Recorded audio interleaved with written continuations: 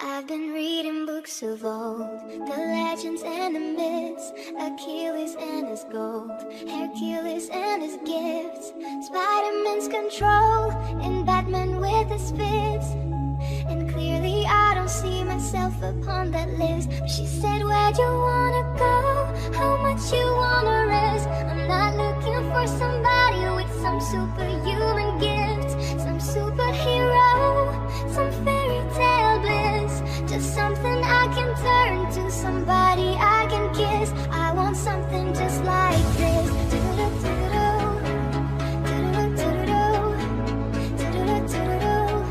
I want something just like this.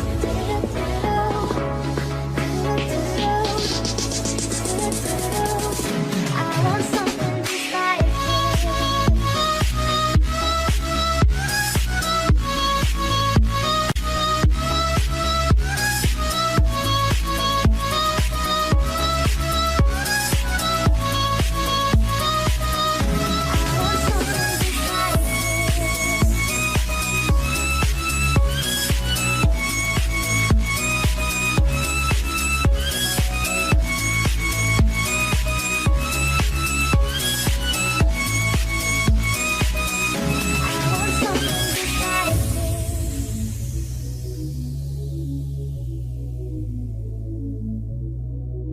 I've been reading books of old, the legends and the myths, the testaments they told.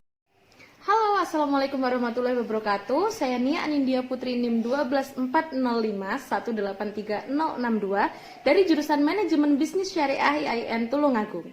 Saya melaksanakan PPL gelombang 1 tahun 2021 di rumah karena adanya pandemi COVID-19.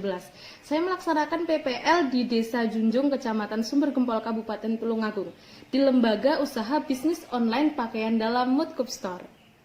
Dalam praktik pengalaman lapangan ini, saya dapat mengambil judul Strategi Pengembangan Bisnis Online Pakaian Dalam Moodcup Store dalam bersaing di pasaran. Kenapa saya mengambil judul seperti itu? Karena di dalam usaha bisnis online pakaian dalam ini terdapat dua masalah tentang perkembangannya dalam bersaing di pasaran. Permasalahan pada usaha bisnis online pakaian dalam Moodcup Store ini, yang pertama adalah kurangnya stok produk di rumah. Kurangnya stok produk di rumah ini dikarenakan biasanya barang datang telat atau tidak sesuai dengan estimasi. Yang kedua adalah dalam aplikasi penjualannya. Jadi aplikasi dalam penjualan yang digunakan Moodcup Store ini baru dua, yaitu ada WhatsApp dan Facebook. Jadi strategi pengembangan yang dapat dilakukan oleh Moodcup Store ini dalam bersaing di pasaran yang pertama adalah dengan menambah stok produk di rumah sebelum barang yang di rumah habis. Lalu yang kedua, dalam aplikasi penjualannya itu bisa menambah aplikasi khusus seperti Shopee, Lazada, Tokopedia, dan lain-lain.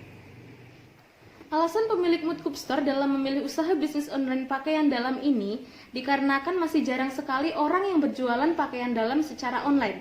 Dan berjualan secara online ini juga lebih efisien dan jangkauannya juga lebih luas. Nama pemilik usaha bisnis online pakaian dalam Moodcup Store ini sendiri adalah Ratih Dwi Handayani.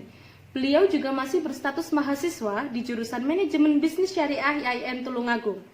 Berdirinya Moodcup Store ini terbilang masih muda pada tanggal 15 Mei 2020 dan modal yang dikeluarkan awal itu sekitar 500.000. Moodcup Store menjual berbagai macam produk pakaian dalam, mulai dari anak-anak, remaja, hingga dewasa. Dan yang menjadikan produk dari Moodcup Store ini lebih unggul dibandingkan dengan bisnis online lain adalah harga yang terjangkau, mulai dari 18.000 hingga 25.000 untuk pakaian dalam wanita dan harga 94.000 isi 4 untuk pakaian dalam laki-laki. Dan di Moodcup Store ini juga bervariasi untuk model, warna, dan bahannya. Bahan yang digunakan dalam produk pakaian dalam yang dijual oleh Moodcup Store ini berbagai macam, mulai dari satin, katun, brokat, dan spandek. Di sini juga untuk pakaian dalam wanitanya ada berbagai model, mulai dari transparan bahkan ada yang tali samping juga. Lanjut untuk pengirimannya, jadi bisnis online pakaian dalam Moodcup Store ini sudah menembus keluar Pulau Jawa, yaitu dari Kalimantan, Lombok, dan Bali. Dan omset per bulannya pun dibilang cukup lumayan, yaitu sekitar 8 juta rupiah. Dan untuk semuanya Jadi bisnis online pakaian dalam Moodcup Store ini dihandle sendiri alias belum mempunyai karyawan. Dan yang menjadikan pengiriman Moodcup Store ini lebih unggul dibandingkan dengan pengiriman yang lain adalah bisa cash on delivery atau bayar di tempat untuk seluruh Indonesia. Jadi pembeli lebih merasa aman dan meminimalisir untuk penipuan. Tapi terkadang ada kendala, yaitu saat pengiriman COD ini pembeli tidak ada di rumah atau alamat yang dituju tidak ada. Jadi barang harus dikembalikan kepada penjual. Nah, di sini penjual harus membayar 2 kali lipat ongkos kirimnya. Ini pernah terjadi saat Moodcup Store mengirim barang ke Kalimantan, di mana pemiliknya barang ini atau pembeli barang ini tidak ada di rumah. Jadi barang ini harus dikembalikan kepada penjualnya atau dikembalikan kepada Moodcup Store. Dan pemilik Moodcup Store ini harus membayar 2 kali lipat ongkos kirimnya. Pada saat itu ongkos kirimnya sekitar 54.000. Jadi pemilik Moodcup Store ini harus membayar sekitar 108.000 untuk ongkos kirimnya. Tetapi itu tidak menjadikan pemilik Moodcup Store ini mengalami kerugian, karena kerugian itu sudah tertutup oleh laba. Dan pada saat masa pandemi COVID-19 seperti sekarang ini, bisnis online pakaian dalam Moodcup Store ini bertambah laris karena pembeli lebih banyak beralih ke online daripada ke offline. Dan di sini Moodcup Store ini sudah mempunyai pelanggan tetap juga. Dan untuk mempertahankan pelanggan tetap agar tidak pindah ke lain hati, strategi yang dilakukan Moodcup Store ini adalah menghubungi ulang pelanggan lama atau memberitahu saat ada produk baru, dan memberikan diskon untuk minimal pembelian dan juga untuk free ongkir untuk pembeli lama atau pembelanjaan ulang. Bisnis online pakaian dalam Moodcup Store ini memiliki supplier tetap, yaitu pengambilan barang dari Jakarta atau yang import dari luar negeri. Dan bisnis online pakaian dalam Moodcup Store ini belum bergabung dalam UMKM. Nah, sedangkan dalam persaingan satu lingkup atau satu lingkungan ini tidak ada. Untuk menaikkan omset, cara yang dilakukan Moodcup Store ini adalah memperluas wilayah atau jangkauan, dan juga seperti memperbanyak iklan atau promosi dan mengupload gambar produk-produk terbaru.